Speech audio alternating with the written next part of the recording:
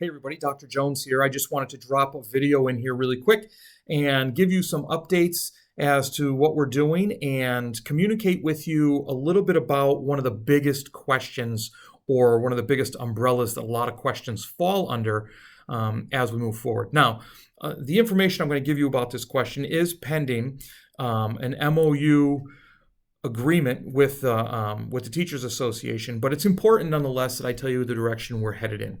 I do have to give a shout out to our teachers union. They're doing a really good job working with us and helping out. So in that vein, communication is one of our 4 principles of reopening this fall. Those principles being we need to accept that we have to be flexible. The flexibility is key in this time because things change on a day-to-day basis. We're going to do everything we can to maximize in-person learning because there is absolutely no substitute for putting a student in front of a teacher with the organic conversations and questions that occur. We're going to focus on social emotional competencies because students need to be available to learn before they can learn. And it's important to realize that everybody is facing different challenges during this time. And finally is maintain constant communication, which is what I'm doing now. So this big umbrella topic is the schedule. People ask what the hybrid schedule is and what it's going to look like at the high school. Is it going to be the same? Are my kids going to get the same courses that they selected last spring? So the answer to that is the hybrid schedule. We have 2 cohorts.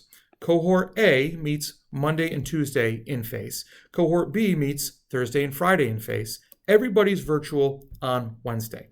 But what we're doing is something different to maximize that face-to-face learning. We are streaming from the classroom. So when cohort A is in school, face-to-face, taking their class, that teacher is going to stream from the classroom, and the classes the students in cohort B of that same class are expected to log in and be part of that class virtually. I apologize for my email messages coming through. And then what happens is they do that for every class. So that maximizes in-person learning. Now, that is no substitute for being there, but it's the best we've got and much better than remote, than getting a lesson and not sure where to start or hitting a stumbling block and not having that help to get you through. So that's what we're hoping to do. With this new schedule, we used to have 7 classes. Students would carry 7 classes. We'd meet 5 each day, drop 2, and rotate through.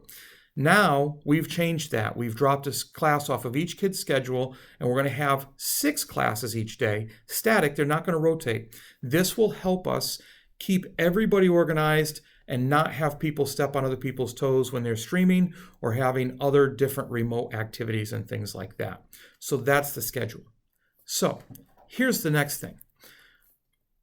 We can do this, and we can do this well. Really, there's no doubt in my mind that with the quality of individuals we have here, with the relationship that we strive to have with our community, that together we can get through this positively, successfully, together.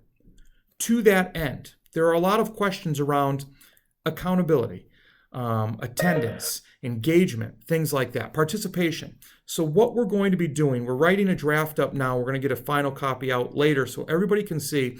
We are creating the Panther Commitment to Community.